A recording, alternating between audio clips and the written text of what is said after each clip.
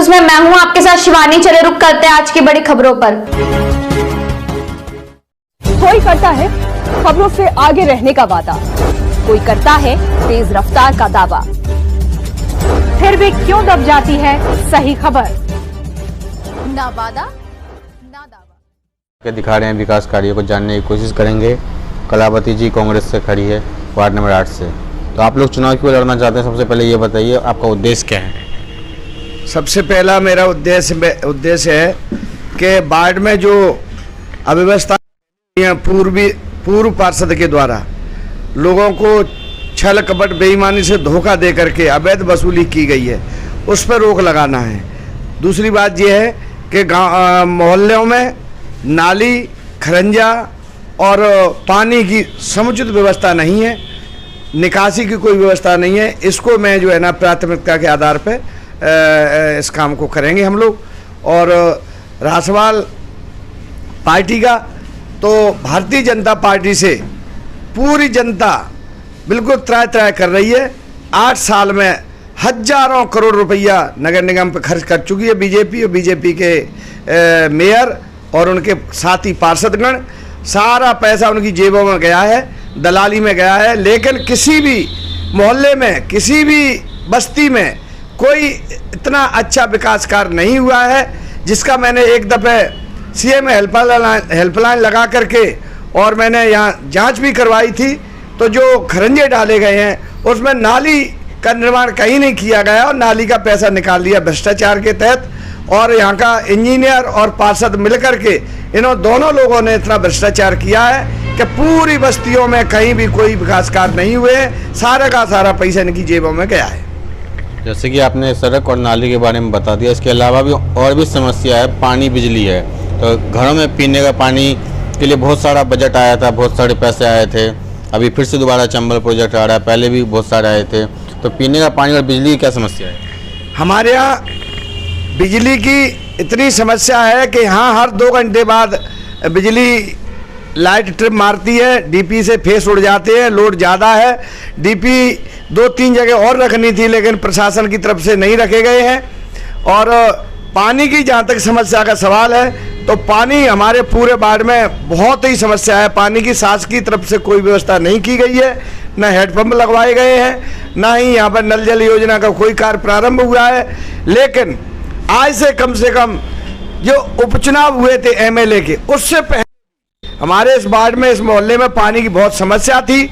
उस समस्या को ध्यान में रखते हुए मैंने खुद ने अपनी दुकान से यहाँ पे एक बोर करवाया और उसमें मोटर डाल के सारे मोहल्ले को मैंने पानी की व्यवस्था कराई। आज हमारे सभी भाई उस बोर से, सार्वजनिक बोर जिसमें पूरा खर्चा मैंने किया था, वो उस बोर से सारे भाई पानी पी रहे हैं और उनकी सुविधा का मैंने विशेष ध्यान दिया है। और भविष्य में भी मैं कहीं ऐसी समस्या आएगी तो उस पर ध्यान दूंगा और उनके पानी की व्यवस्था कराऊंगा। इसके अलावा वार्ड में आवारा पशु को मैं देख रहा हूँ खुलेआम घूम रहे हैं, कचरों का ढेर लगा हुआ है, डस्टबिन नाम की कोई चीज़ नहीं है। आवारा पशु से बहुत लोगों को चोट लग जाती है, गाड़ियाँ तोड़ दी जाती है। क्या क्या समस्या है? इसके तहत मैं ये कहना चाहूँगा कि आवारा पशु हैं जो भारतीय जनता पार्टी की सरकार है मध्य प्रदेश में, उन्होंने गौरक्षक के नाम पे, गौशालाओं के नाम पे हजारों करोड़ों रुपया अपने चहेते लोगों को एक गौशाला के माध्यम से लाभ पहुंचाया है। और हमारी गौ माताएं आज भी रोडों पे, सड़कों पे दर की भटकें खाती फिर रही हैं। कोई पनी खा रही है, कोई जो है ना कीच मट्टी खा करके अपना पेट पर पाल रही है, भूखी मर रही हैं, गायें भूख से मरी जा रही हैं। और जो गौ सेवक बनाए गए भारतीय जनता पार्टी के द्वारा, वो सारे के सारे लोग गौ माता के पेट के खाने का पैसा अपने पेट में हजम कर रहे हैं। और हम अगर पार्षद बनते हैं, यहाँ से हमारी सरकार बनती है, हमारा मेयर बनता है, तो हम यहाँ गौ माता के लिए समुचित व्यवस्था करेंगे और कोई भी गाय माता आवारा रोडों पर नहीं फिरेगी। हम ये पूरा आश्वासन और विश्वास भरोसे के साथ कहते हैं। इसके अलावा भी समाज की जो मूलभूत सुविधाएं होती है, स्वास्थ्य और शिक्षा होती है, आपके वार्ड में स्वास्थ्य और शिक्षा के लिए कैसे चल रहा है?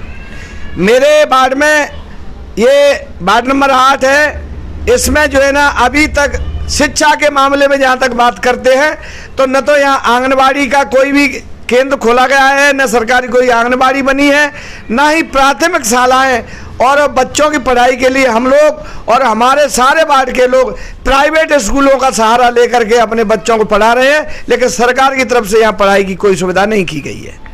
इसके अलावा स्ट्रीट लाइट्स के लिए बहुत सारे अन्य फंड आए पोल पे, इसके बाद डस्टबिन के लिए आए, उन सब पैसों का क्या हुआ?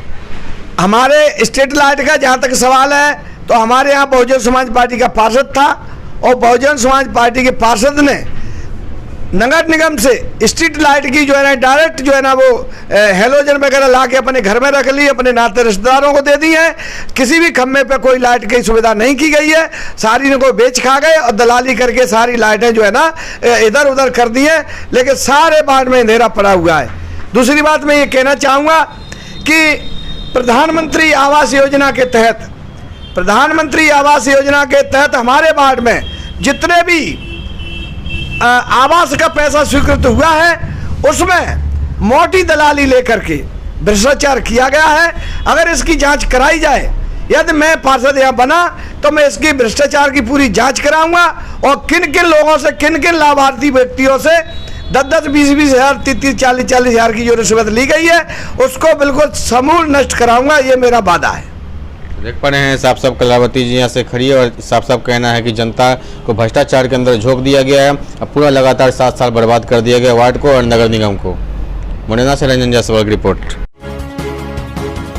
मेरे साथ बस इतना ही, बाकी की तमाम खबरों के लिए देखते रहिए यू न्यूज़।